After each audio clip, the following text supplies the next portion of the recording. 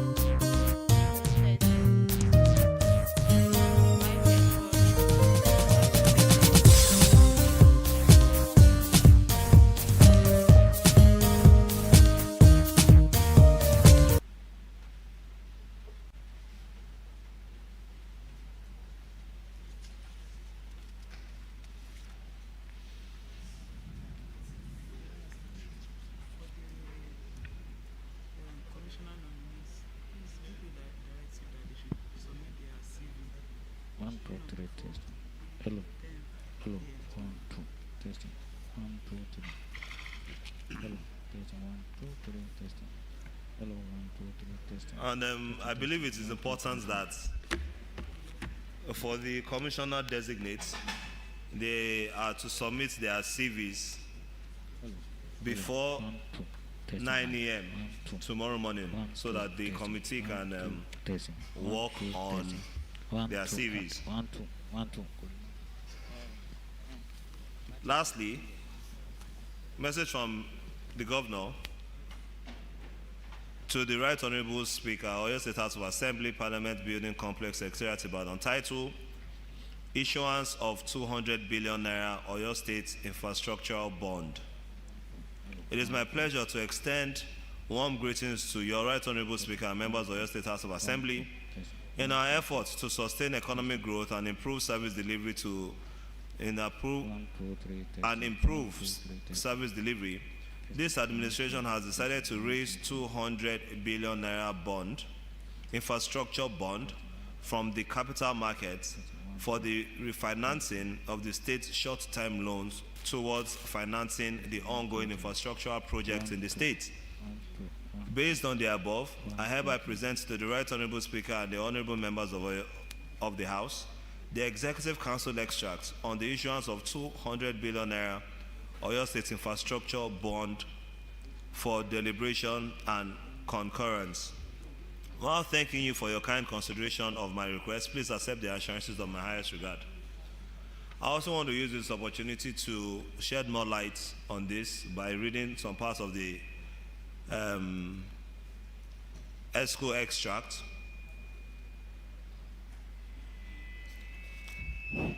1. The Council noted that 1. That His Excellency the Executive Governor approved the issuance of 200 billion infrastructure bond for the capital market for the refinancing of the state's short-term loans meant for financing the ongoing infrastructure projects in the state. These short-term loans include commercial bank loans, contractor financing arrangements, overdraft facilities, treasury single account advances, and federal government intervention facilities. Secondly, 2.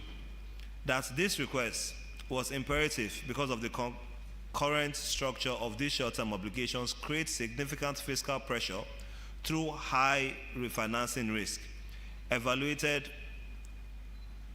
interest costs, and compressed cash flow that limits the state's capacity to execute new capital projects and fund recurrent services. Refinancing these obligations into a long-dated bond instrument will fundamentally restructure the state's debt profile, reducing annual debt service costs and restore fiscal headroom.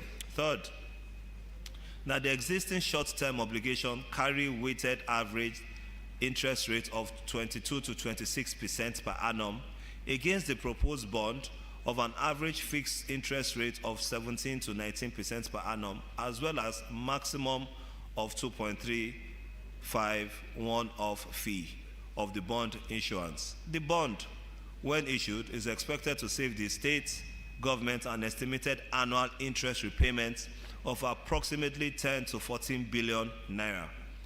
These interest savings can be redirected to capital development and social expenditure.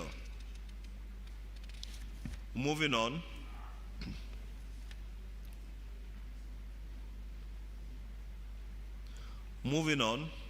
It also states that the following activities would be undertaken by the states before the issuance of the proposed bond. The approval of His Excellency the Executive Governor of the issuance for the issuance of the bond, 1. Secondly, the approval of the Executive Council authorizing the issuance of the bond. 3. The resolution of the Oyo State House of Assembly authorizing the issuance of the bond by the state government. 4. The appointment of issuing house and trustees. 5. Credit ratings of the finances of the state by local and international rating agencies.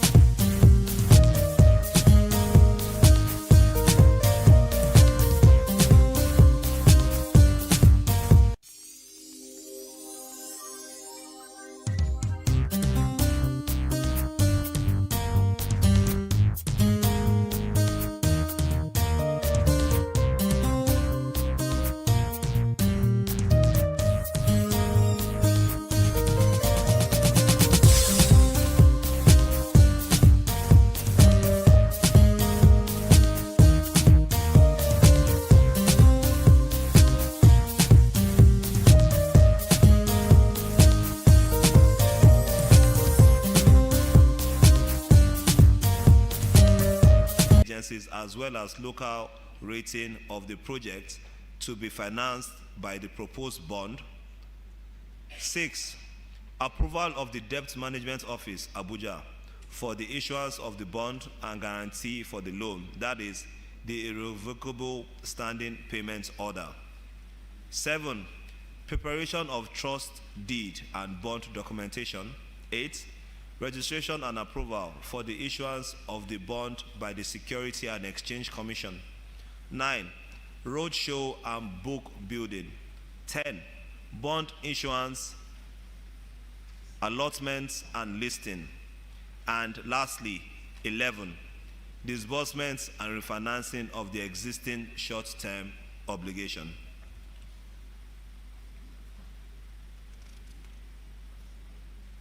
So the prayers of the council is they humbly prayed to consider and approve the issuance of 200 billion naira infrastructure bond for the capital markets for the refinancing of the short-term loan meant for financing the ongoing infrastructure projects of the state. And then the work plan is what I've just also mentioned in the 11 steps.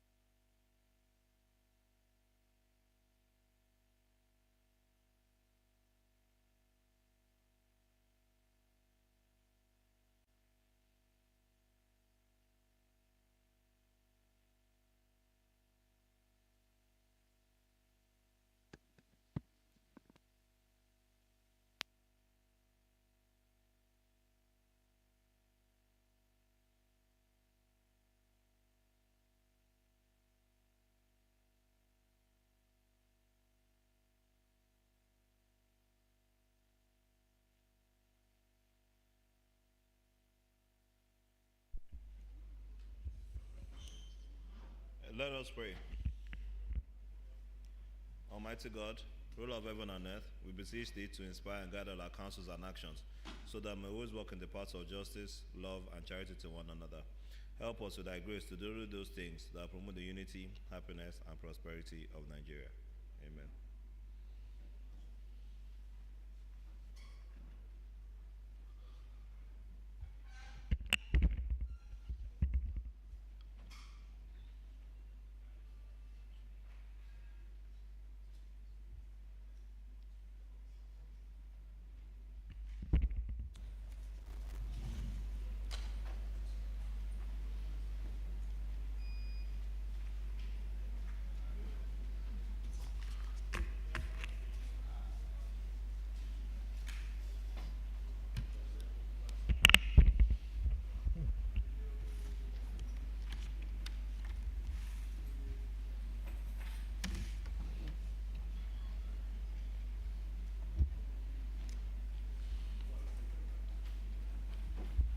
The leader.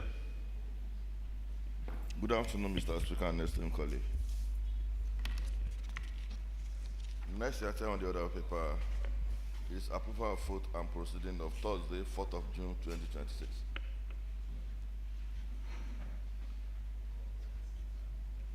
Please let's go through the votes and proceedings for comments or corrections.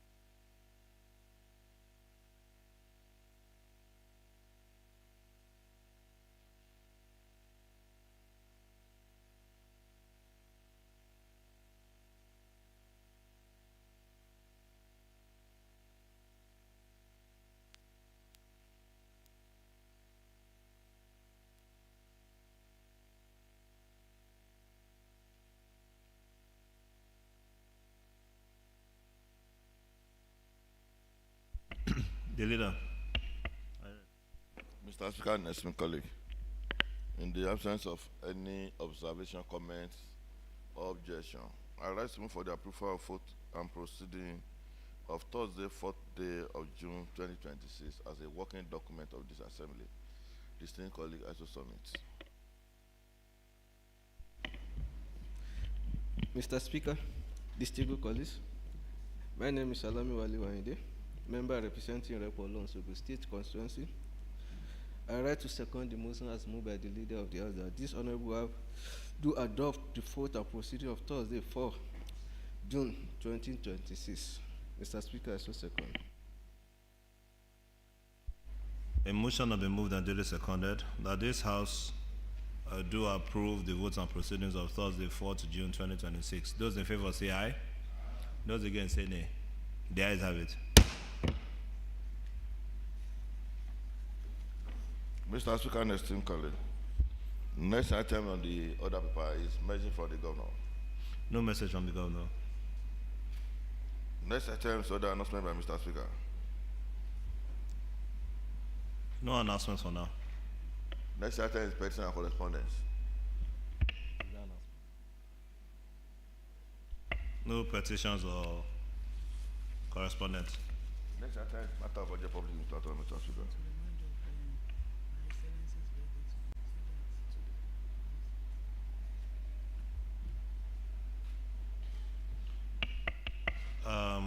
matter of urgent public importance. Next item is personal explanation. No personal explanation. Okay, we are now in the matter. We are now in the order of the day paper. And the first item to be considered in the order of the day paper for this sitting is committee report. Report of an ad hoc committee that conducted post-legislative scrutiny, PLS, on open rearing and grazing regulation law 2019 and Oyo State Security Network Agency, Amatekun Law 2020. The OIHA House /10/93/26. Pursuant to the resolution of the House on Thursday, 17th of April 2025, report of an ad hoc committee that conducted post-legislative scrutiny, PLS, on open rearing and grazing regulation law 2019 and Oyo State Security Network Agency, Amatekun Law 2020, to be presented by Honorable Sanjay Adedoyin, who was also our leader of the House and the chairman of the Committee on Business and Rule.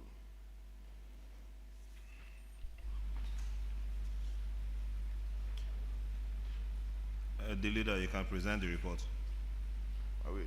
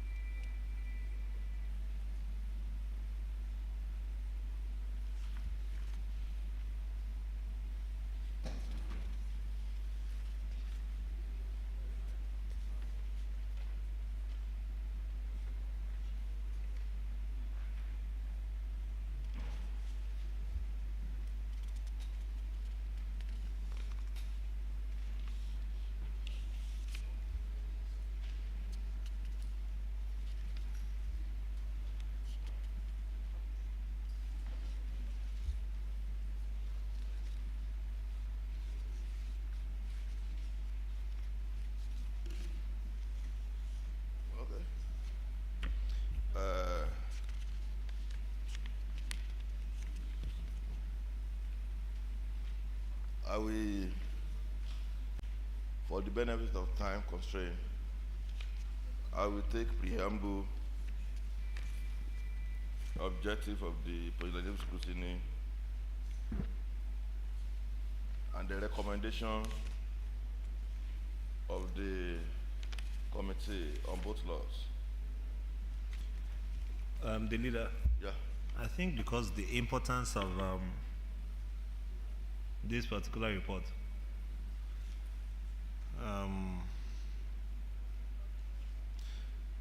the findings might be important. The findings might be important, but you can just brush through the preamble and the objectives. You know, that's not as important as the findings itself and recommendation. All right, Mr. Speaker.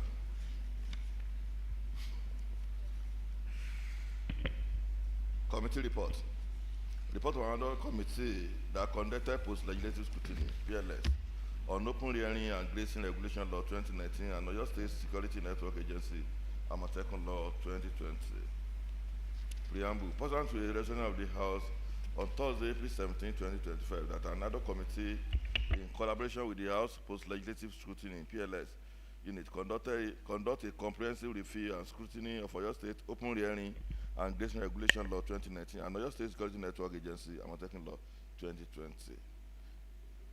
That is the PLA unit, in partnership with the Westminster Foundation for Democracy, conducted a 3-day PLS inquiry, fair public hearing, and key stakeholder engagement from Wednesday 19 to Friday 21st November 2025 on the two aforementioned laws. The two laws were originally enacted to address long-standing and often recurring violence and conflict between farmers and herders, to curb rising insecurity in the state, protect farmland, promote modern livestock management, and establish a community-based security outfit capable of corresponding rapidly to emerging security threats in Oyo State. During the public hearing, submissions were received from Ministry of Justice and Agriculture and Rural Development, Oyo State Rule of Law Enforcement Authority, Meyeti Allah Cattle Breeder Association of Nigeria, Ijaye Farm Settler Association, SIDA for Women Welfare Initiative, Agriculture and Rural Management Training Institute, AMTI, and Oyo State Security Network Agency, Amatekun. Online platforms were also open for public opinion and perspective on the inquiry. The objective of the post-legislative scrutiny. The post-legislative scrutiny exercise sought to determine whether the two laws have achieved their intended objective, to assess their effectiveness in addressing farmer-other conflicts and broader security concerns, and identify institutional, operational, and legislative gaps, limiting their full implementation in terms of identifying both legislative and non-legislative impact, with a view to recommending mechanisms for improvement to ensure the effectiveness and relevancy of the law in response to citizen need in Oyo State. The PLS was also aimed at evaluating enforcement mechanisms, collaborating among security agencies, the adequacy of registration, licensing, and monitoring framework, the functionality of oversight mechanism, and the extent to which the law promotes accountability, fairness, and conflict resolutions. Ultimately, the exercise is intended to recommend possible amendment and practical reform to strengthen the law for better security outcome across the state. Finding. Having considered the deliberation and submission of the stakeholder, below are the findings on each of the law examined. Open Rearing and Grazing Regulation Law 2019. The finding below represents stakeholder perception on Open Rearing and Grazing Law 2019. 1.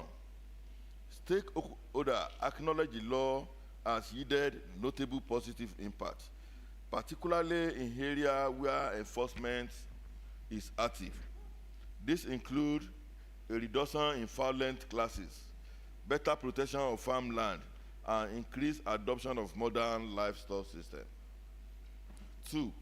Farmers confirm improved security for their crops, while enforcement agencies such as the Oyo State Rule of Law Enforcement Authority and Oyo State Security Network Agency, Amatekun, have facilitated compliance where patrols are consistent. The law also provided a structured framework for mediation of disputes between farmers and others. 3. However, several significant institutional and legal gaps hinder the full implementation of the law. 4. Enforcement remains heavily centralized in Ibadan, with limited presence of Oyo State Rule of Law Enforcement Agency or task force in local area. For instance, some provision which mandate structure under section 22 to 30, such as local government advisory committee, have not been operationalized.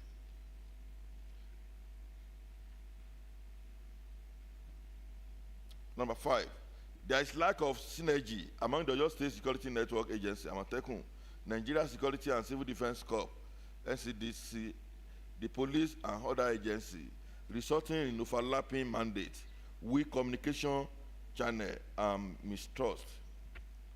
Number 6, administrative challenges, including inadequate funding, manpower shortage, and insufficient logistics, were consistently highlighted across stakeholder submissions.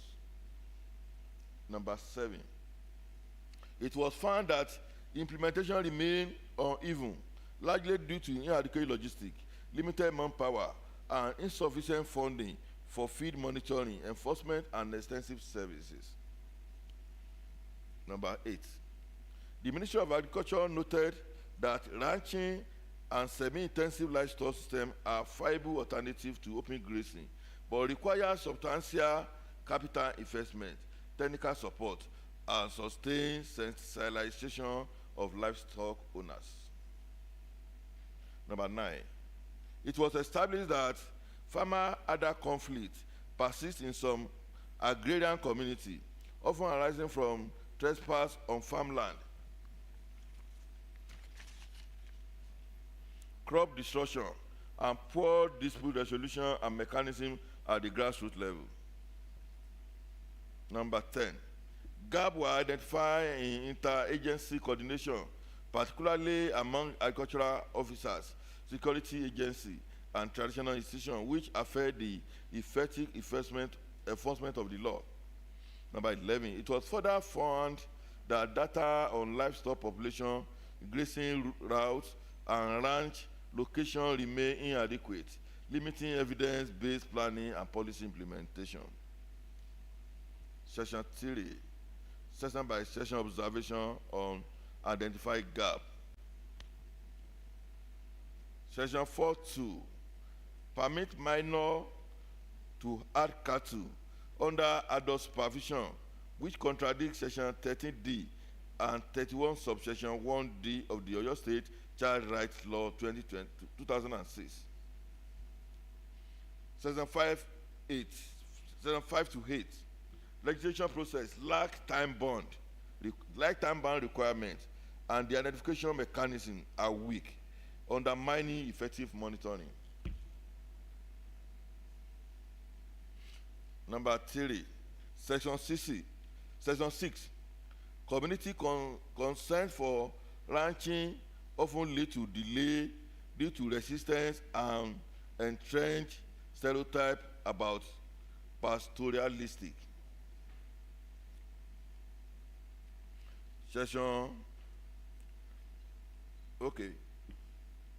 Item 4, section 14.1, restrict pastoralist constitutional rights to acquire land, requiring amendment to align with section 43 of the Constitution. 5, section 18, enforcement of prohibition against carrying offensive weapon by HADA remain inconsistent. Number 6, section 19, unauthorized land allocation still occur due to interference by local leader and traditional rulers.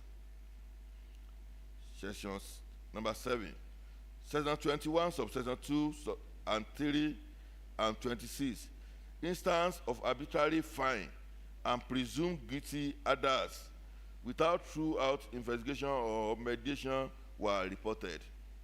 And number 8, section 22 to 24 and 28, mandated task force and advisory committee at the local government level have not been established, resulting in fragmented enforcement. Number 9, section 6, 8, 14.1 include discriminatory provision and be reviewed to ensure consistency with the Constitution and streamline enforcement mandate.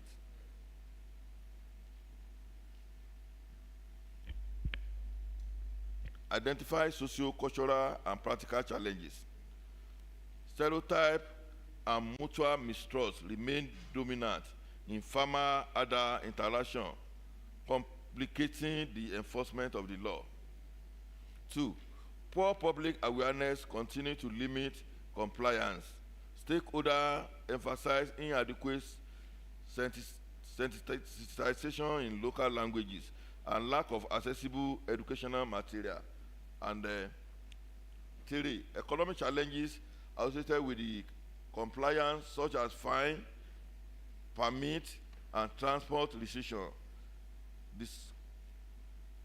disproportionately affect smallholder other and sometimes encourage illegal practices. Oyo State Security Network Agency, Amatekun, Law 2020. The first one related to the first law.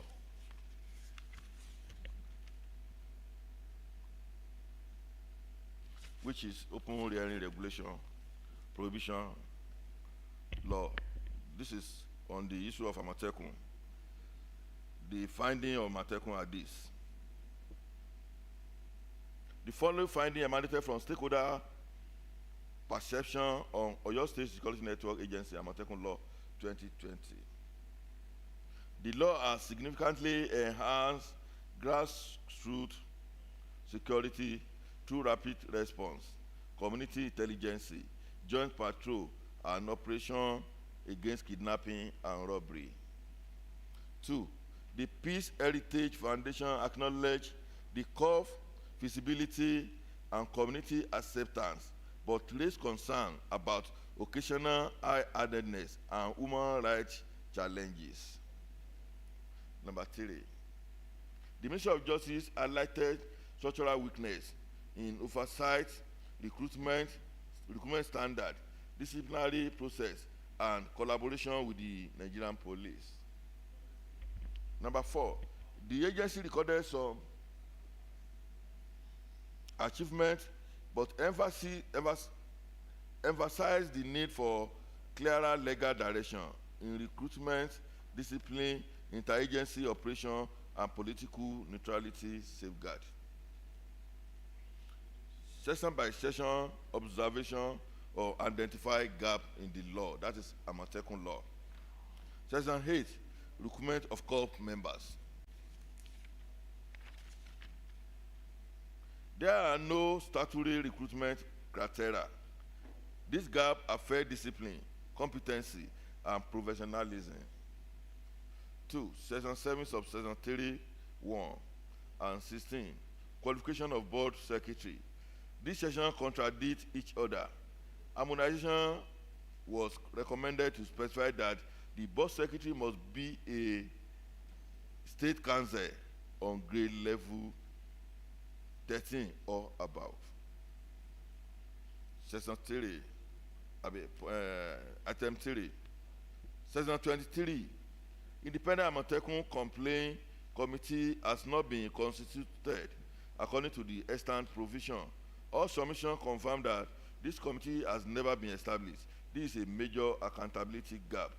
And 4, Section 38, political use of COP member. Although political misuse is prohibited, the law does not specify monitoring mechanism or penalty for misuse, and this leads to weakening enforceability.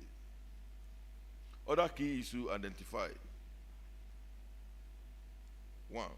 Need for enhanced training on human rights, the escalation, conflict management, and community engagement. 2. Stakeholder call for stronger political will, sustaining funding, improve public sensitization, and institutional accountability. 3. Logical and welfare challenges, limit operational efficiency, and morale of the corps member. Number 4, inadequate formal framework for cooperation with police and other federal security agencies. And 5, need for better defined limit of authority to avoid jurisdictional conflict. And 6, need to pay a death benefit not less than 2,500,000 naira only to the family of officer who died in the front line of actions. Recommendations. That's 4.0, page 6.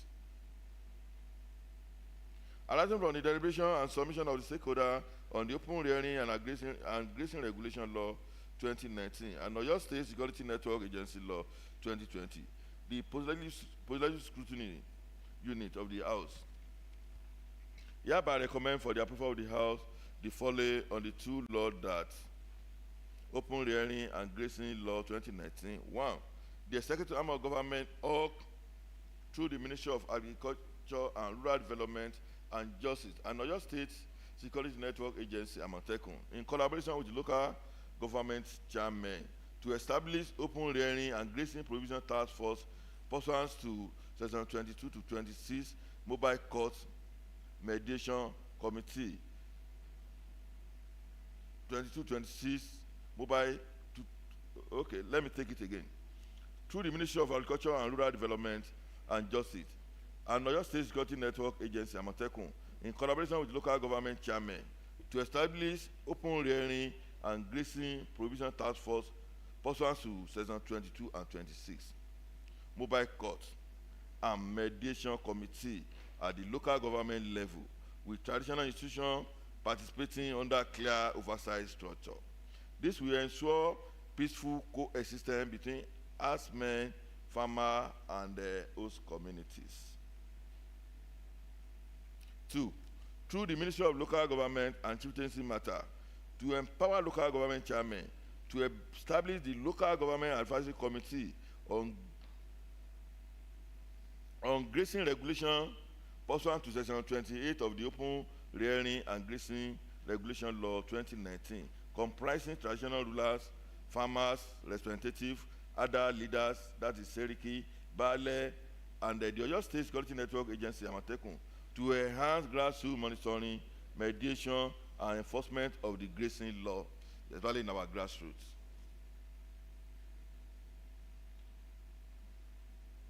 Number 3, through the Ministry of Agriculture and Rural Development in collaboration with the Oyo State Security Network Agency, Amatekun, and local chairmen, to A, strengthen committee-based conflict resolution mechanism by formally involving Seriki and Bale in mediation, while training community vigilante as auxiliary enforcer under Amatekun supervision in order to promote local ownership and ensure rapid resolution of disputes.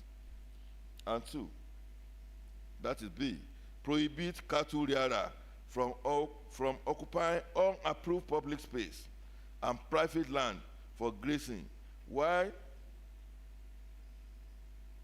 simultaneously strengthening alternative dispute resolution framework through coordinated action among enforcement stakeholders.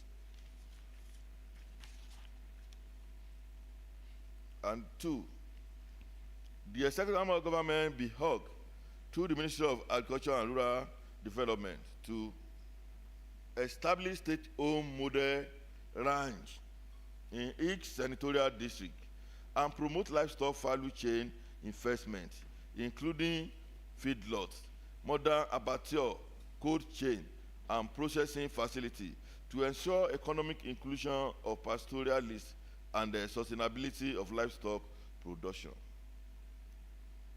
And 2, identify and allocate a minimum of 50,000 acres of state-owned land within the next 24 months for ranching clusters, including the creation of 5,000-acre ranch estates in Okeogun 1, Okeogun 2, Ibarapa, Ogbomoso, and Oyoso, supported with highly subsidized 5 to 10 year lease arrangement to eliminate land access barrier to ranchings.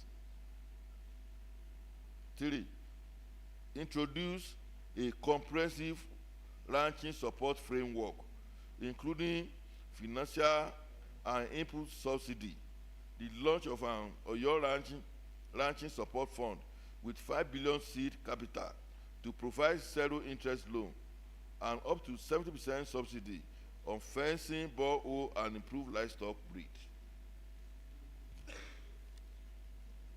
Number 4, address feed security through the free distribution of hay and silage during the transition period, a 50% subsidy on concentrate feed, fair accredited vendor, the establishment of the fodder bank in his senatorial district, and the development of 10,000 acres of irrigated pasture crop along the Ogun and Oyo River Basin. Number 5, deploy 500 livestock extension agents with at least 200 billing guard in Yoruba, 200 bilingual in Yoruba, Hausa, and Fufude to reside in pastoral community, supported by mobile pastor demonstration unit to provide continuous technical extension and training. Number 6, intensify capacity building program to train at least 20,000 ADA between 2026 and 2028 on ranching system, feed and fodder development, artificial insemination, animal health, and record keeping in order to build trust, competency, and long-term compliance. Number 7, strengthening breed improvement initiative through the importation and subsidized distribution of improved cattle breed, the establishment of artificial insemination centers across strategic locations in the state, and guarantee market access to make ranching economically viable. The leader, Yes, sir. the resolutions within for each of the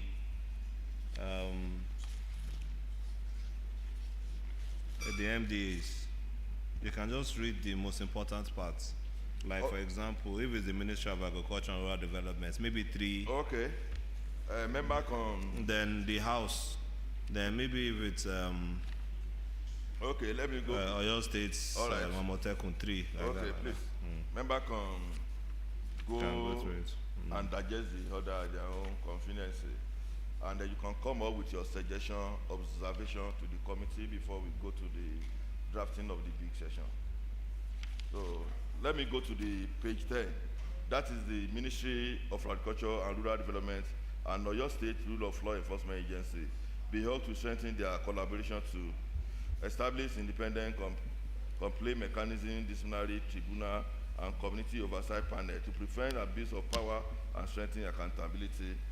We go up, down, like that. Implement routine field inspection and social protection measures for vulnerable adults and farmers. So those are for the Ministry of Agriculture. And to the House to the House be held to put necessary machinery in place. That is page 11. Item 4. Amend section 4, subsection 2 and 3 of the law to remove provision that permit minor to herd cattle under adult supervision, as such provisions are inconsistent with the Child Rights Act and existing child protection framework. Refuse section 5 to 8 to introduce clear time-bound requirement for registration process and strengthening identification mechanism in order to enhance effective monitoring and enforcement. 3. Expunge or substantially revise sections 6, 8, and 14.1 to address the challenges arising from mandatory community consent for ranching, which has resulted in delay due to resistant and entrenched stereotype against pastoralists, and to remove indiscriminatory provision so as to ensure consistency with constitutional guarantee, promote equity, and streamline enforcement mandates. And 4, amend section 12 to prohibit adults from ranching more than 20 cattle in different places at the same time without obtaining a permit from the Ministry of Agriculture and Rural Development. All those ones that has to do with House of Assembly go, etc., up to item 15. You can still digest it, and if there is additional observation and advice to the committee, please don't hesitate to come up with your observation. And then subsection 4.2, this is Oyo State Security Network Agency, Amatekun Law 2020.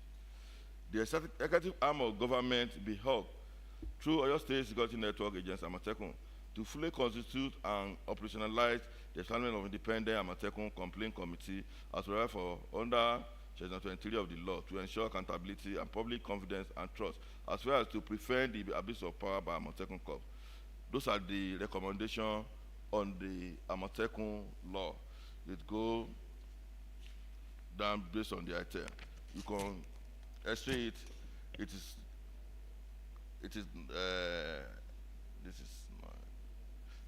It is 9 in total. And to the House be held to put necessary machinery in place to amend the law, this is Amatekun law, to clearly provide for standardized recruitment, vetting, and training criteria for core members, and to especially incorporate such standard into the principal legislation. And 2, harmonize all conflicting provisions of the law, and specifically amend section 7, subsection 3, to clarify the procedure for appointment, recruitment, appointment, requirement, and function of the secretary to the board. Section 73, conflict with Section 16 on the nomenclature of secretary to the board. Then, item number 3, under the House of Assembly recommendation, amend Section 8 of the law to essentially provide clear statutory recruitment criteria for corps member in order to promote discipline, competency, professionalism, and standardization with Amotekun Corps. And therefore, amend Section 9 to place the chairman and 2 members of the board on a full-time appointment. And 5, refuse Section 22 to accommodate procedure for the lodgement of the complaint by a member of the public. 6, amend the provision of Section 30C to indicate a specific percentage from the Security Trust Fund pool in order to strengthen the funding mechanism. And 7, amend Section 38 of the law to introduce clear penalty and accountability mechanism against the political deployment or misuse of the courts. And number 8, repeal the law to define the limit of authority of the Amotekun Corps in relation to Federal Security Agency to avoid jurisdictional conflict. And then number 9, amend the law to mandate periodic publication of the activity of the Independent Amotekun Complaint Committee, including the number of complaints received, investigated, and resolved. Mr. Speaker, I beg to report.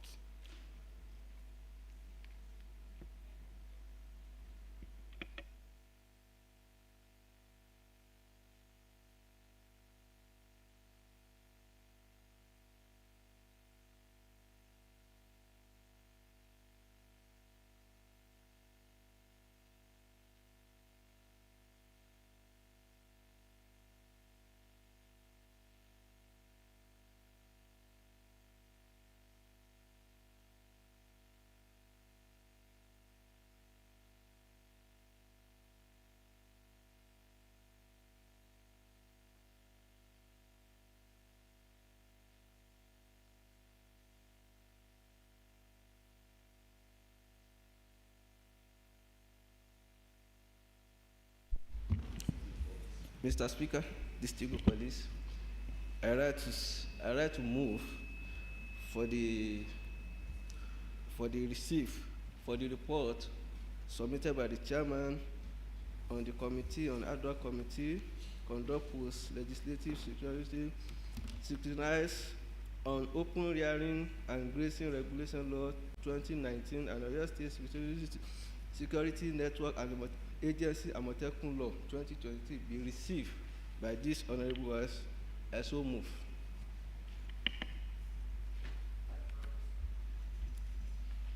The Right Honorable Speaker, sir, I rise this afternoon to second the motion moved by the minority leader as regards the receiving and deliberation, if necessary, on the report submitted by the ad hoc committee on legislative scrutiny. So I second. Those in favor that the House do receive the reports as tendered by the chairman on the ad hoc committee that scrutinized these 2 bills, say aye. Aye. Those against say nay. The ayes have it. Now for deliberation, any comments, any reaction?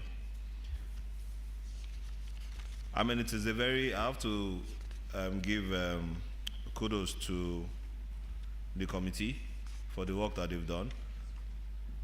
Also to the PLS units within the Oyo State House of Assembly. I believe that this was the first assignment that I had given them directly, and they've done excellently well. This, I have to say, is very all-encompassing, because if you look through the recommendation, the House recommendation for every component within this, the assignment we give them. The first component is the Open Rearing and Grazing Regulation Law 2019. That is 4.1, section 4.1. They gave us their recommendations within that. Moving forward, they also gave the recommendations to the executive arm of government to urge the Ministry of Agriculture and Rural Development. That means that they also have recommendations for the Ministry of Agriculture and Rural Development as it pertains to the Open Rearing and Grazing Regulation Law 2019. Moving forward, even beyond that, within this report, we also have recommendations for the Ministry of Agriculture and Rural Development on Oyo State's Rule of Law Enforcement Agency, which is the second law that was being scrutinized by the PLS and the ad hoc committee. The recommendations of the recommendations to the Ministry of Agriculture on the subject of Oyo State's Rule of Law Enforcement Agency is also there for the House to scrutinize. And beyond that, they've also urged the House to put necessary machineries in place in order for us to amend some of these laws. They are to amend the Section 4, subsection 2 and 3 of the law. I believe that this law in question has to do with the Oyo State's Rule of Law Enforcement Agency.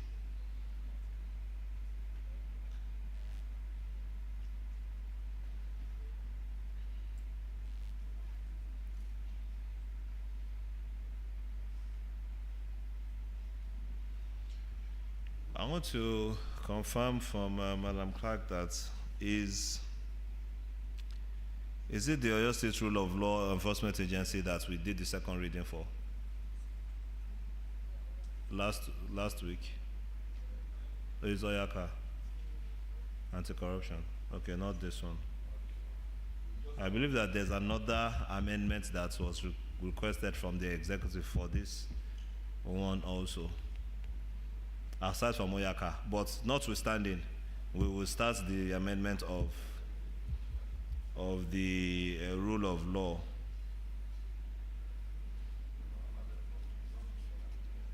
Huh?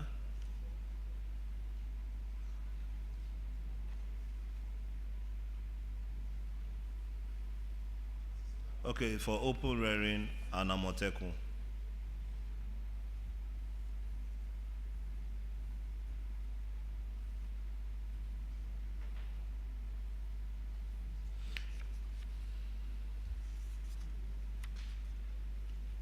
Is everybody in agreement with the content of this report? All right, the leader, you can move. Mr. Speaker, colleague, I'd like to move that the report as submitted by the Chairman of the Committee on Post-Legislative Scrutiny, which is my humble self, be received. But wait, sorry, before you move, in your findings, can you say that the areas of conflict between the farmers and herdsmen it has reduced substantially based on the provision of this law?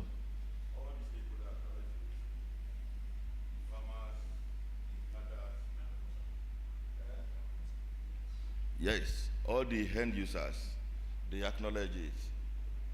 They attested to it. The farmer, the herders, the market women, they all agree that The stakeholders.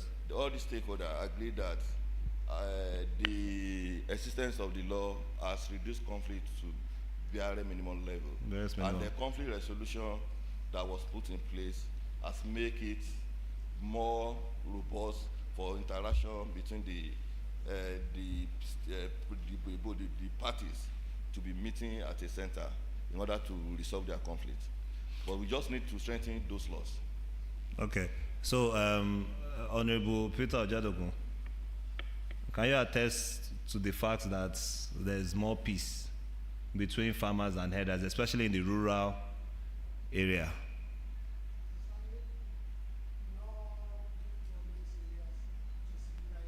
Rural area, rural area too. The agrarians. So the conflict has been reduced to the barest minimum. compared with the previous one before that law enforced? I remember a video that you were. So that kind of situation does not occur. Not at all. Not at all. No, Oyo? more especially in my own area, there's no more conflict between herders and the farmers. Because within this report, it says that the law is more enforced in the urbanized area more than the rural area. The chief whip. The Right Honorable Speaker, sir, I thank God I'm a member of this committee. And from the look of things, and from the report received so far, if not this new dimension of kidnapping that is being traceable to Fulanis, the issue between herders and farmers are drastically reduced. Honestly, that's the truth. But now, because we are tracing the terrorists to the bush, and the Fulani are living in the bush, so we want to think they have a link or relation together. If not this new dimension of kidnapping, we are getting over the problem of farmers. Herders clash.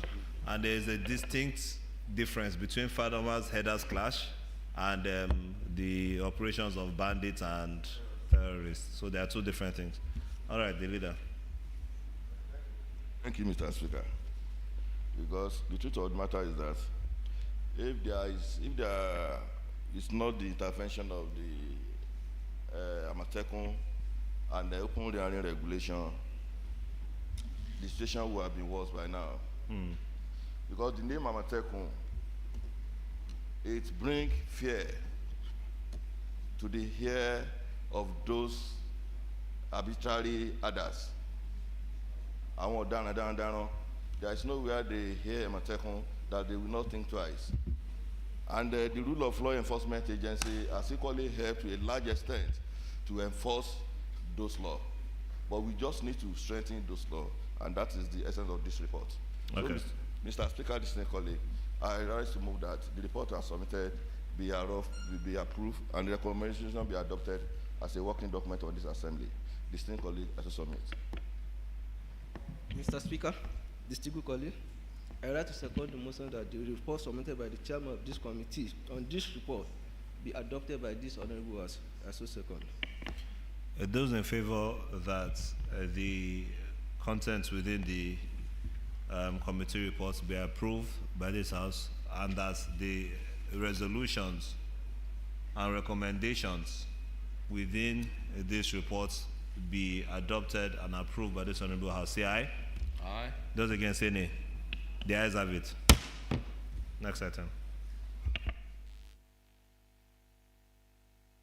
Mr. Speaker and esteemed colleague, next item on the order of the paper is another committee report. Report of the Joint Committee on Nutrition and Food Security and Agriculture and Rural Development that interface with the officers of the Ministry of Agriculture and Rural Development and the management of Oyo State Central Abattoir, Amosunfile, Akinyele, Ibadan, on the need for standardization of Oyo State Central Abattoir for improved food hygiene and public health safety.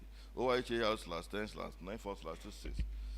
Pursuant to the resolution of the House on Tuesday, 24 February 2020, report of Joint Committee on Nutrition and Food Security, Agriculture and Rural Development that interface with the officers of the Ministry of the Agriculture and Rural Development and the management of Oyo State Central Abattoir, Amosunfile, Akinyele, Ibadan, on the need for standardization of Oyo State Central Abattoir for improved food hygiene and public health safety to be presented by Honorable Ohe Bayola, Ibadan North East 1, co-chairman of the committee.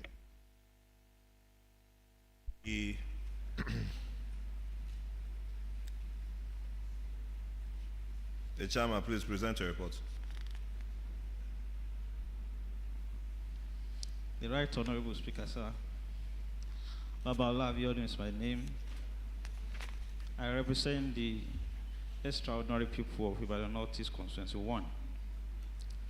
I'm here to present the report on the Joint Committee on Nutrition and Food Security and Agriculture and Rural Development that interface with the officials of the Ministry of Agriculture and Rural Development and the management of Oyo State Central Abattoir, Amosun Village, Akinyele, Ibadan, on the need for standardization of Oyo State Central Abattoir for improved food hygiene and public health safety.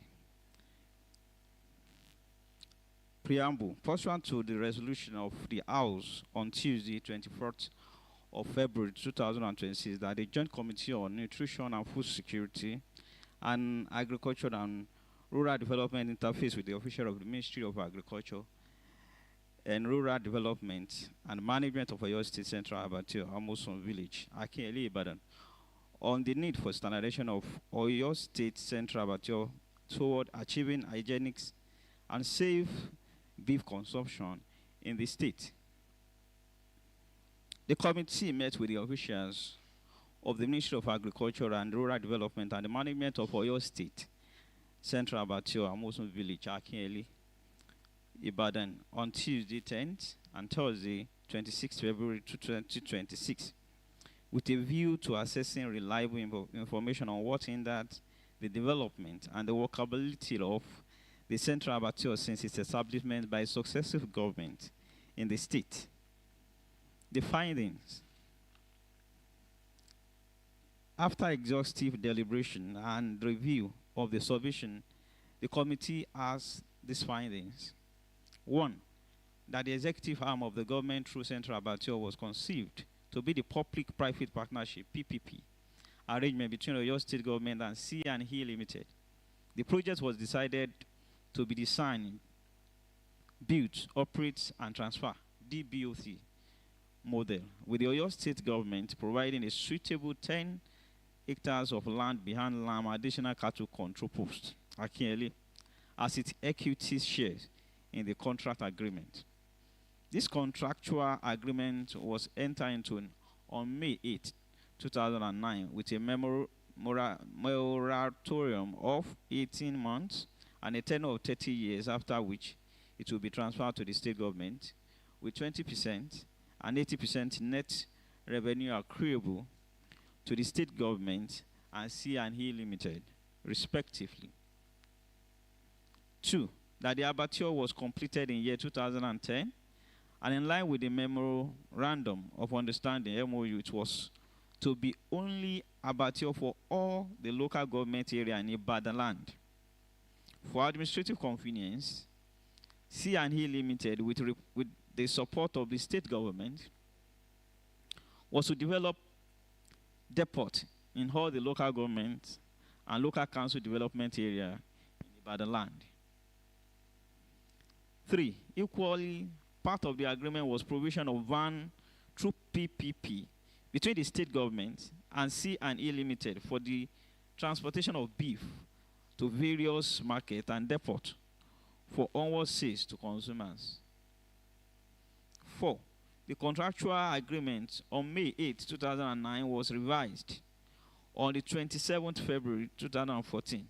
The tenure was reduced from the original terms of 30 years to 25 years tenure, and from 20 by 80% to 30 by 70% revenue sharing between the state government and C&E Limited, respectively. 5. Despite the challenges and after several meetings with the new administration, the state government eventually ensured that all the butchering activities and distribution of meat were conducted in abattoir by conveying butchers within Ibadan to and from Central Abattoir. The operation and efforts were, however, sustained for only 11 months. 6. On May 4, 2018, a new round of agreement was entered into, with the state government providing land as originally agreed within the 11 local government and 14 local LCDs of Ibadan were to make financial contributions of 4,400,000 each and give other necessary support.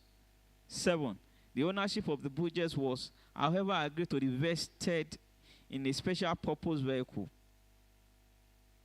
to be known as Ibadan Central Abattoir Limited. The establishment of a board, which will have composition of 2 members from the state government, 2 members representing LCD and AGA, 6 members representing C&E Limited, and 1 member representing the Butchers Union. 8. The management, operation, maintenance, upgrades, and repairs of facility was vested in C&E Limited. However, provision of van and buses for the transportation of both meat and butcher from various locations to abattoir remained the state government responsibility. 9. The abattoir commenced operation on July 2018 after a total overhauling of the facility and repair of machines, which cost an additional sum of 435,447,842 naira. 10. Relevant stakeholders such as C&E Limited, Oyo State Government, Local Government, Butcher Union, and the Nigerian Veterinary Medical Association, and some critical sections of the meat-consuming public were duly involved in the conceptualization. 11. The stakeholders were to set up a joint task force for the enforcement and monitoring of the movement of butchers to the central abattoir and compliance by all slaughter locations and butcher within Ibadan. 12. The effort of the state government in sustaining butcher and slaughter location compliance within a short time was relaxed, and the local government and the LCDs also failed to feed their financial obligations.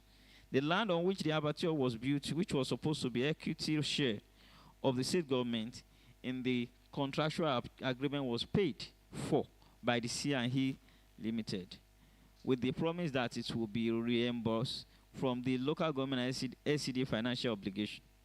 13. Without further commitment from the state government, the running of the abattoir solely fell into the hand of the C&E Limited, which hindered smooth operation and caused deterioration of machines.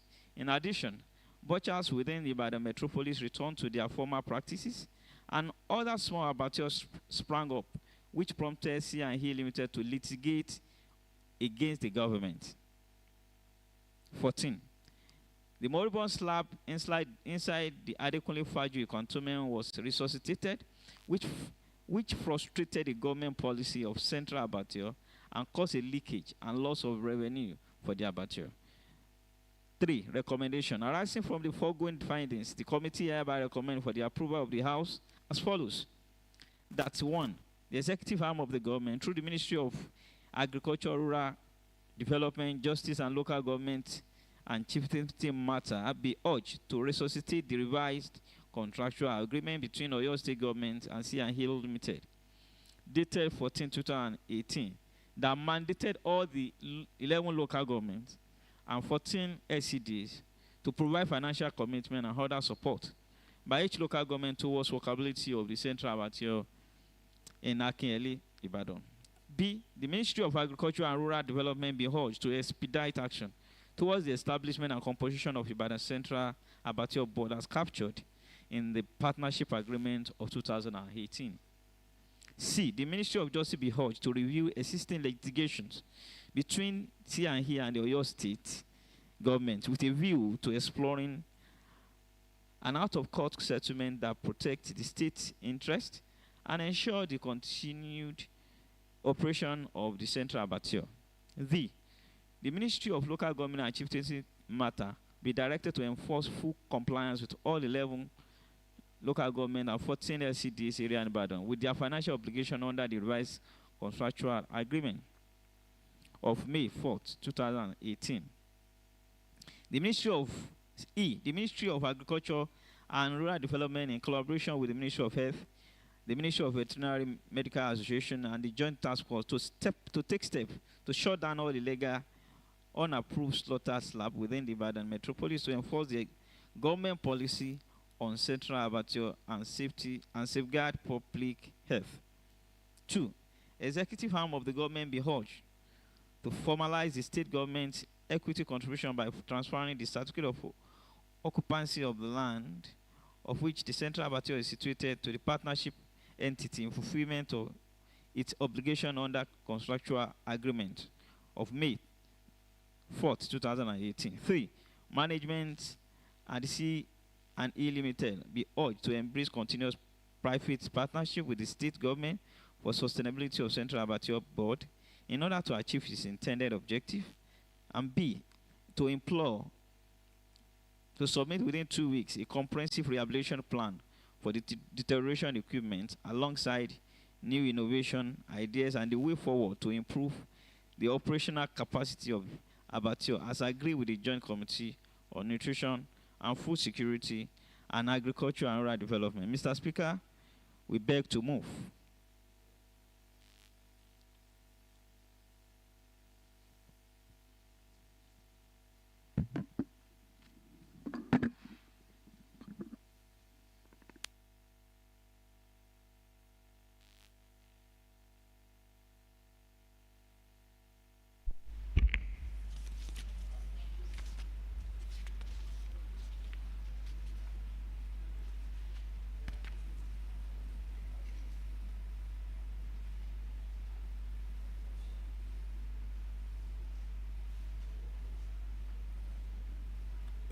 Wait, let's.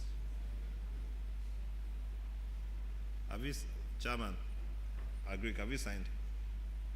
Have you signed your portion?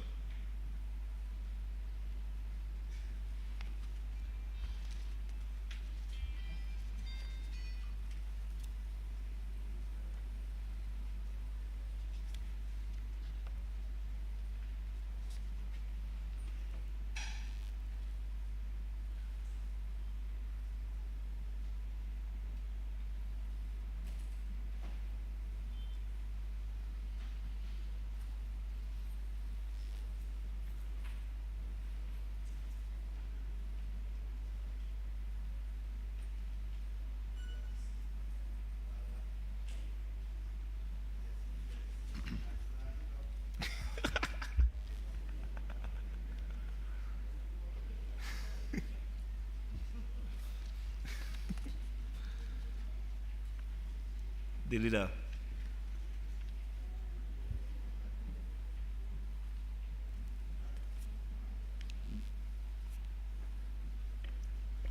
Mr. Speaker and esteemed colleague, permit me to commend and appreciate the chairman, House Committee on Agriculture and his counterpart, Chairman, House Committee on Food Security, for the well-presented report. And I want to move that report as presented by the chairman be received by this honorable house, and the content therein be approved and resolution be adopted as a working tool of this assembly. Distinguished colleague, I so submit. Mr. Speaker, distinguished colleagues, I write to second the motion as moved by the leader of the House that the report submitted by the chairman of the Joint Committee on this report be received, and the recommendation of it on this report be adopted by this honorable House. Mr. Speaker, I so second. Okay, I believe that the motion has been moved to receive and the recommendation be adopted once and for all. But within your recommendation, Chairman, please, we would like you to, Chairman of the Committee on Nutrition, and you gave some recommendations to the ministry within your report. Yes, sir.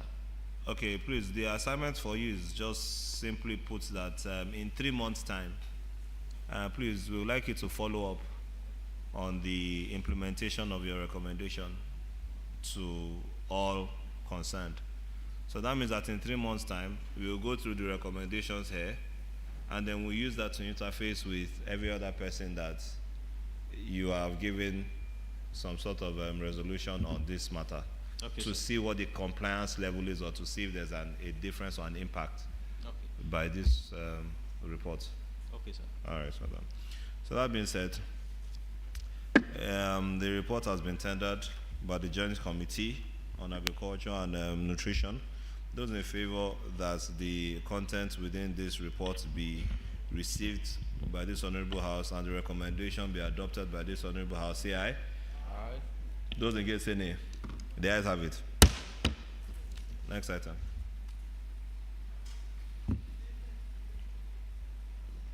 Mr. Speaker and esteemed colleague, next item in the order of the day paper is a motion Motion on the need for the Secretary of Government to beef up security in all public primary and secondary schools in the state through deployment of Amotekun Corps to enhance security of teachers, students, and educational facilities.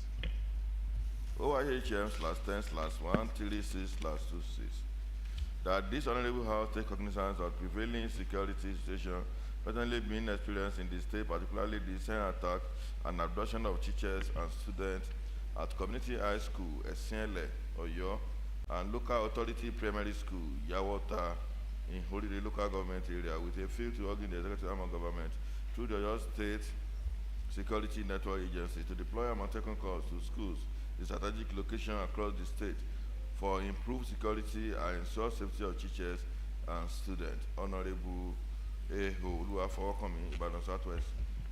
Move out the motion. The sponsor of the motion, Honorable OA, please present your Oluwafowokanmi, present your motion. Thank you, Mr. Speaker. I am Honorable Oluwafowokanmi Oluwafemi Adebayo, representing Ibadan Southwest Congress 2, and I'm the Chairman House Committee on Tertiary Education. Motion. Need for the executive arm of government to beef up security in all public primary and secondary schools in the state through deployment of Amotekun Corps to enhance security of teachers, students, and educational facilities. The House note that education remains the foundation of societal development and the future of every nation. In an effort to enhance the social development, Oyo State government currently operates over 3,000 public schools, public primary and secondary schools across the 33 states, local government area of the states. However, recent security breach and attack around schools, particularly the disturbing incidents reported in Orire local government area, have raised serious concern about the safety and security of students, teachers, and school property. This kind of occurrence is not peculiar to your state, as such cases has recently occurred in other states of the nation. Further note that the present insecurity challenges in our nation, especially where public schools are increasingly vulnerable targets for criminal activities, including kidnapping, vandalism, court-related violence, and other forms of insecurity, have become worrisome. With the situation arising from various insecurity reports from public school, parents and guardians may not be able to entrust their children to public school, where adequate security measures are not in place. What then will be the hope of the children of the less privileged, low-income earners, whose only available means of educating their children lies in public schools? Especially at this moment, when government is working to reduce the number of the children out of schools.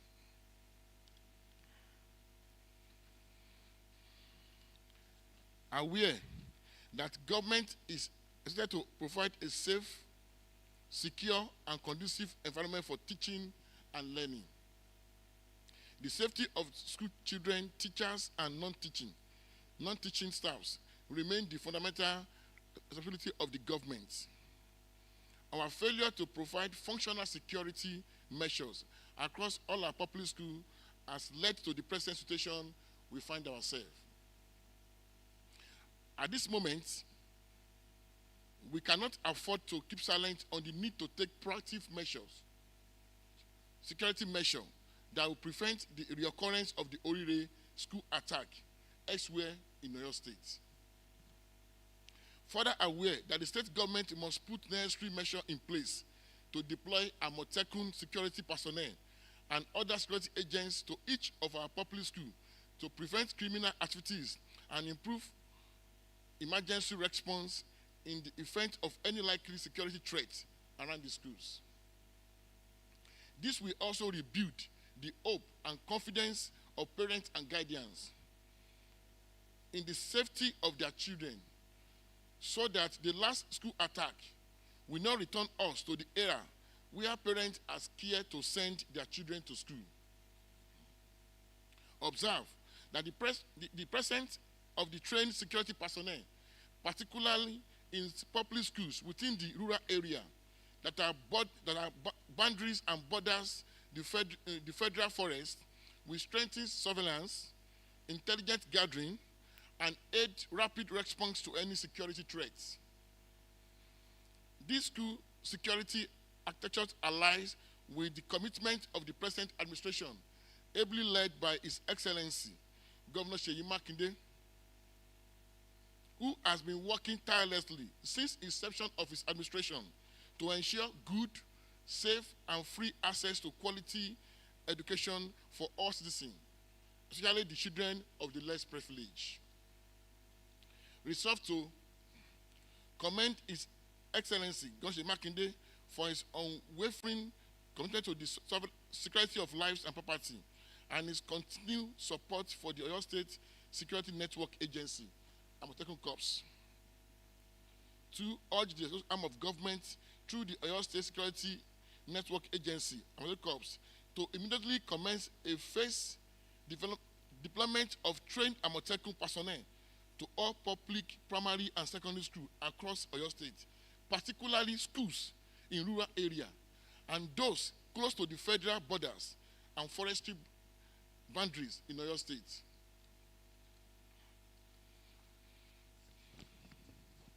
B. The Ministry of Education, Science and Technology, Oyo State University Basic Education Board, SUBEB, and the Teaching Service Commission, TESCOM, to collaborate with the Amotekun Corps in carrying out comprehensive security audits of all public schools in the state.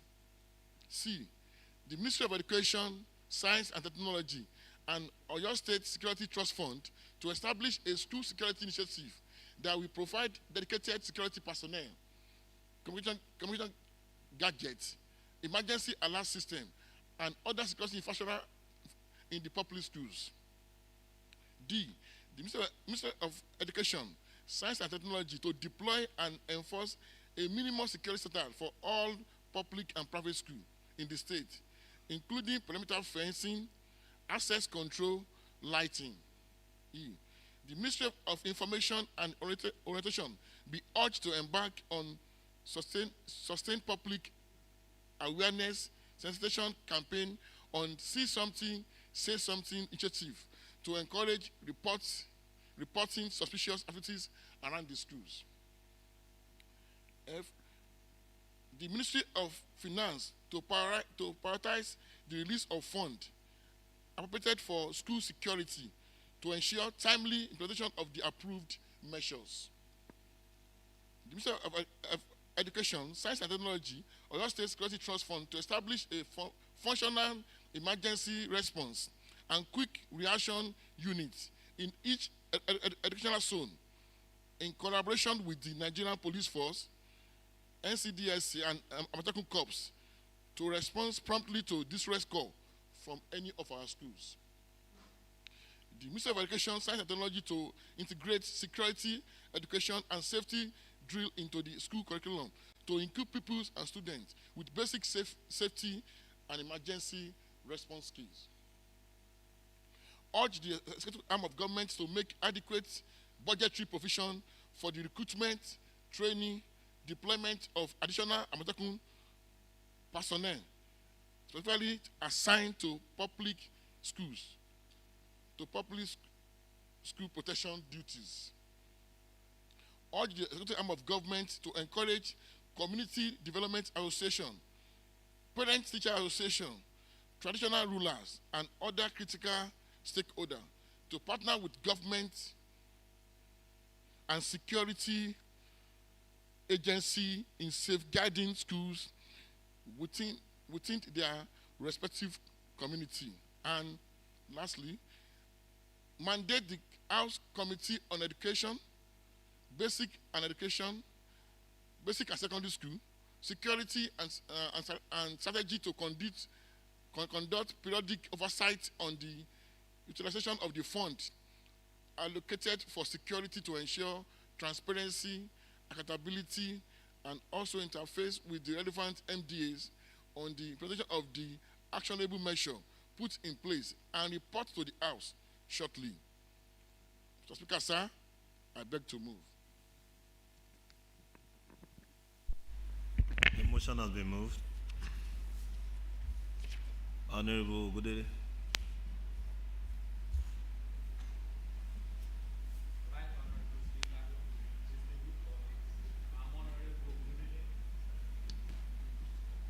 I'm Honorable Ogunde Johnson Akintola, represent Orire State Constituency. I want to appreciate Honorable Oluwa for coming, for moving this motion at this particular time. I'm seconding this motion. Very important because there is need for Oyo State government to build up confidence in the parents and the students. To sustain them in school, there is need for government to make sure that they put security in place, be in charge, so that particularly all our forest corridor, there is need for security in all our forest corridor. Very important. If not, most of our students, it will be difficult to sustain them in school. For them to remain in school, there is need, very important, for security to be built up in our forest corridor. So thank you, Mr. Speaker. I'm seconding the motion. The Chief Whip, the Honorable Jimo. The Right Honorable Speaker, honorable colleagues. I am Benga Oyekola. I represent Atiba State Constituency. Mr. Speaker, just like my previous speaker now, I want to commend Honorable for welcoming me for this very important and timely motion. Mr. Speaker, I want to make an amendment to the title of the motion. Mr. Speaker, my opinion is going by the way of an adage of a Yoruba that says, "Atẹ́gùn tó kaṣọ lọ́rùn ẹni ó wọ̀, kẹ́ni ó ṣàtì ẹ̀ ọmọ ṣàfihàn o. Tátẹ́gùn bá ń gbaṣọ lọ́rùn èèyàn, ẹni tó ṣàtì ẹ̀ sórí kíní kó ní ọmọ ṣàfihàn. Yorùbá dẹ̀ ní kú tó ń pojú gbẹ̀ ẹni. Òwe ní pa fún mi. Mr. Speaker, the issue of security beefing up in our schools should not be limited alone to government institutions. I believe both private institutions, everybody attending there, all of the people there are for Oyo State. I don't believe there will be any crisis that will be related to kidnapping private school students, and Oyo State government will just fold their hands in this state. So I want to move for a slight amendment to the topic or title of the motion. The need for the executive arm of government to beef up security in all public primary and secondary school, and to direct all private institutions, both nursery, primary, and secondary education, to provide adequate security in their various schools in Oyo State. Mr. Speaker, I think it's very necessary. That's just my motion for the amendment to the title. Honorable Jimo. Thank you, Mr. Speaker. Jimo Lukman Ishola is my name. I also commend the mover of the motion, and I appreciate him very well. When he was making the resolutions, I want to point out resolution number 2, that we should urge the executive arm of government through Amotekun to provide security into our various schools. The data before me here, approximately we are having, with forest rangers, 2,500 Amotekuns across the state, where we have 2,400 or more private public schools, excluding the private ones, while we have 695 public secondary schools. Statistically, there should be other means of providing security personnel to ensure the safety of our people. By number, people we are to secure are very much larger in number than people to secure them. If 2,500 personnel is to secure the overwhelming number of schools, totaling 3,145 across the state, it's illogical. I'm using this medium again to urge the executive arm of government to ensure other means, perhaps make an apt response in providing more or equating more security personnel in the areas of Atekun or otherwise to ensure the safety of the state. Thank you, Mr. Speaker. Honorable Cephas. Thank you, Mr. Speaker. My name is Honorable Cephas Olorun Potoraman. I represent Oyo East Oyo West State Constituency. Mr. Speaker, I want to start by commending the mover of this motion, Honorable O.A. Oluwafookami. You've done a very good job, sir. And this is a very, very timely, motion. It's important that, secondly, I want to second the motion, the amendment moved by Honorable Benga Oyekola on the title of this motion. And then thirdly, I want to urge that the Amotekun should consider having a unit that will be in charge of school patrols in school, particularly in this period that we are facing a lot of challenges.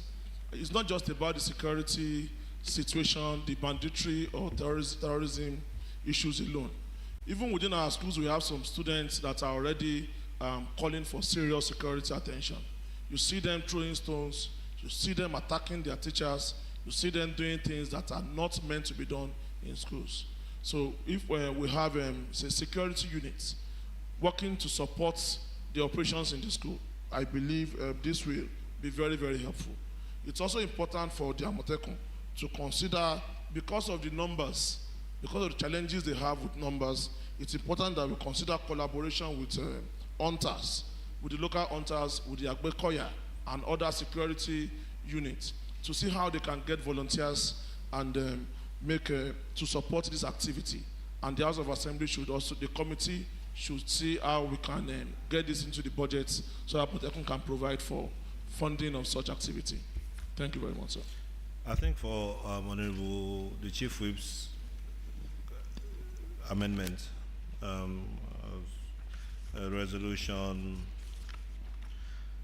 2D, it talks about the Ministry of Education, Science and Technology to develop and enforce a minimum security standard for all public and private schools in the state, including perimeter fencing, access control, and lighting.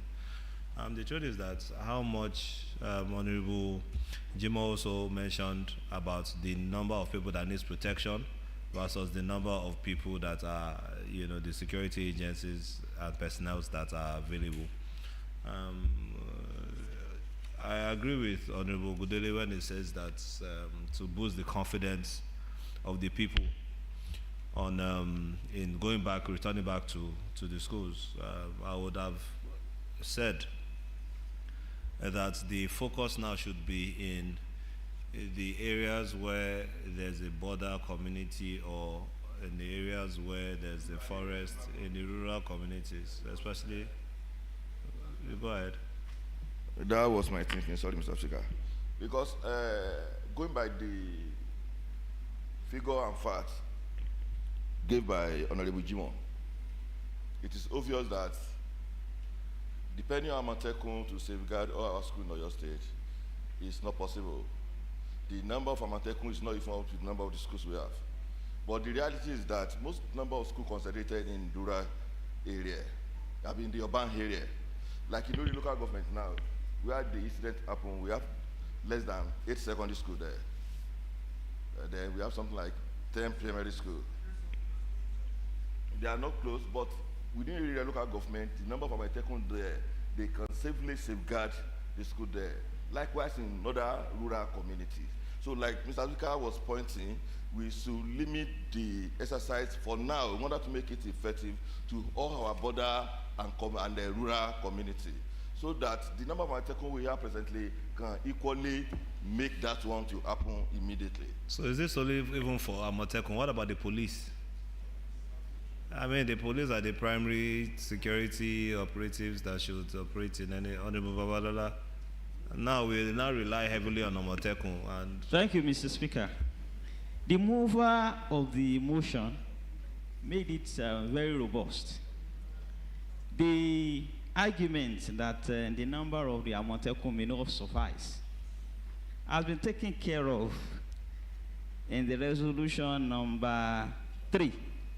Say you hold the executive to make adequate budgetary provision for the recruitment, training, and deployment additional, which I think not even only Amatekun, any other enforcement. Thank you, Mr. Speaker.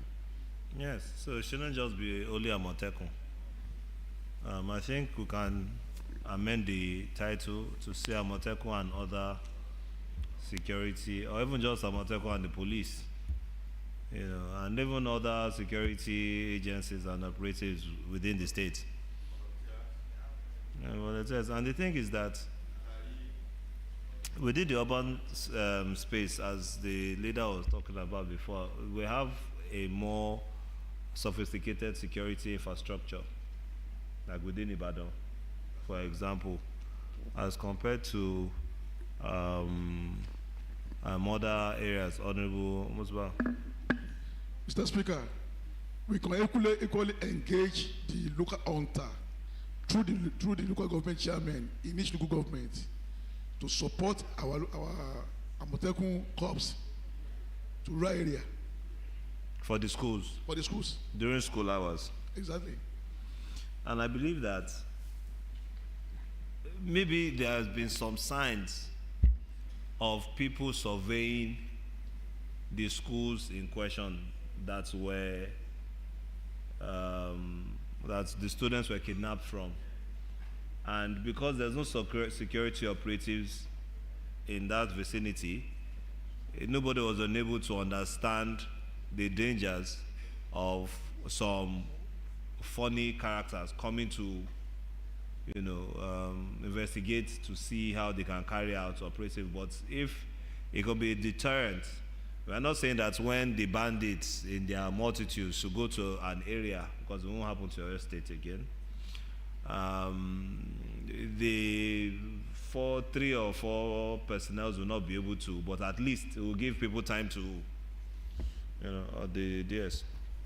Thank you, Right Honorable Speaker. Just to buttress your point on issue of survey, the Oriri incident, there was a media report that talked about a particular woman that was selling within the school premises, where she suddenly discovered that her sales per day went up astronomically, so to say. Before then, she was selling like maybe 2,000-3,000 naira per day, and suddenly, what she was making per day rise up to be about 15,000 and 20,000. And she did not take note that something was about to happen.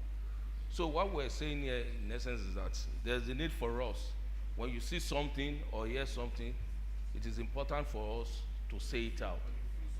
Or you see something, you feel something, whatever. Because honestly speaking, the security alone cannot do it. Everyone is involved. Look at the incident of the kidnapping that happened within Ibadan Metropolis, Right Honorable Speaker. The woman was on her way to drop her children in school.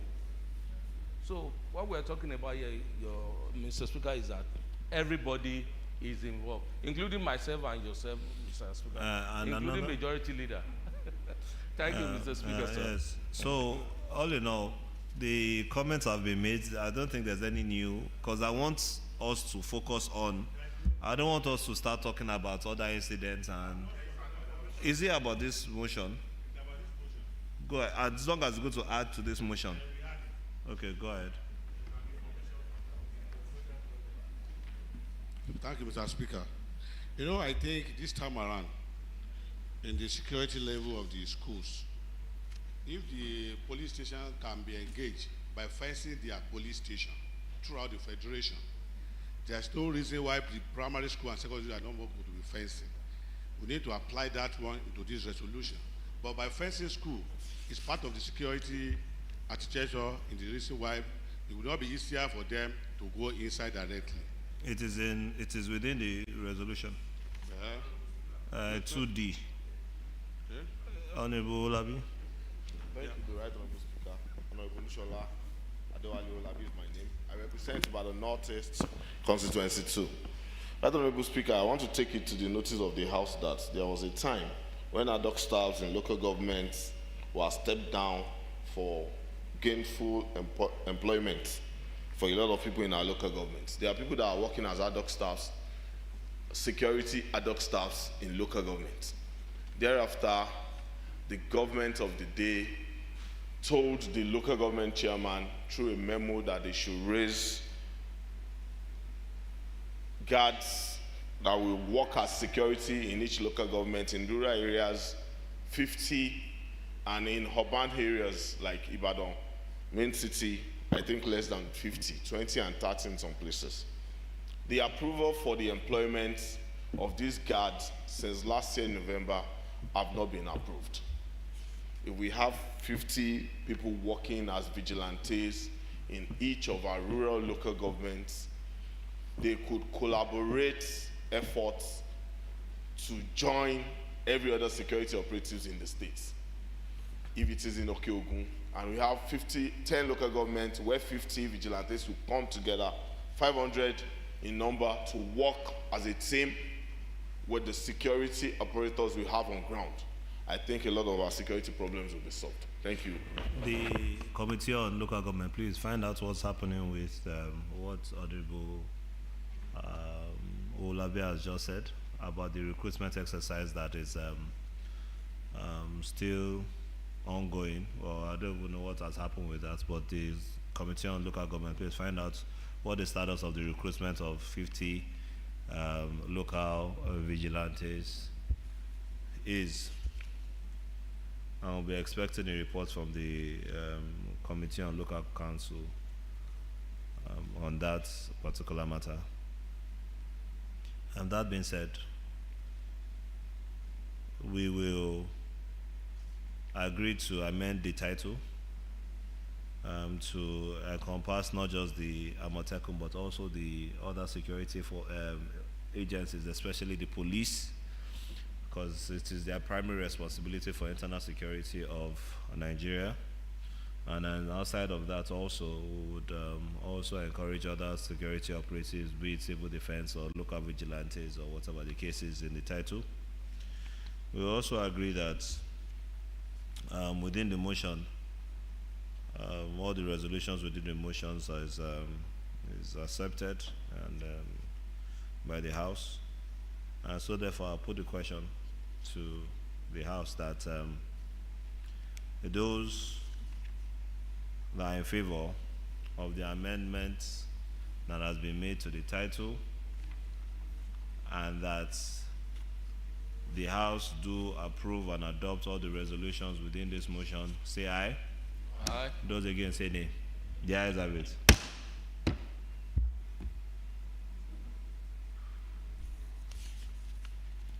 All right.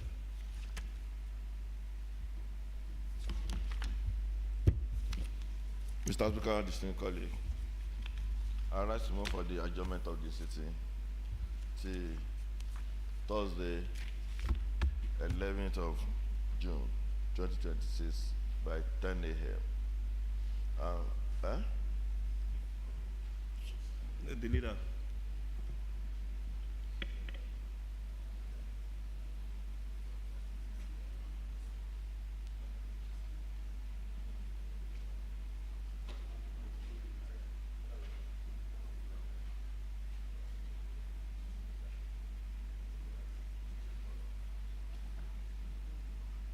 Share the system.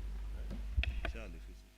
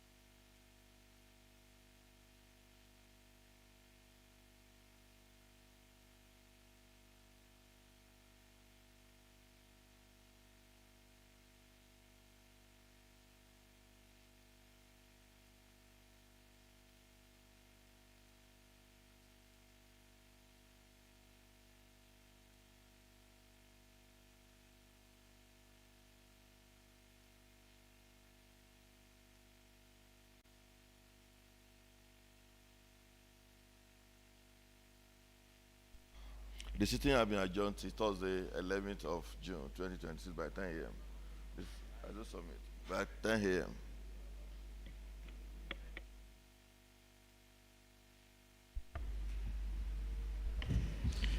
Mr. Speaker, distinguished colleagues, I write to second the motion as moved by the leader of the House that this honorable Adu adjourn till 11 June 2026. A motion has been moved and duly seconded that the plenary be adjourned until Thursday, the 11th of June, 2026. Those in favor say aye. Aye. Those against say nay. The ayes have it.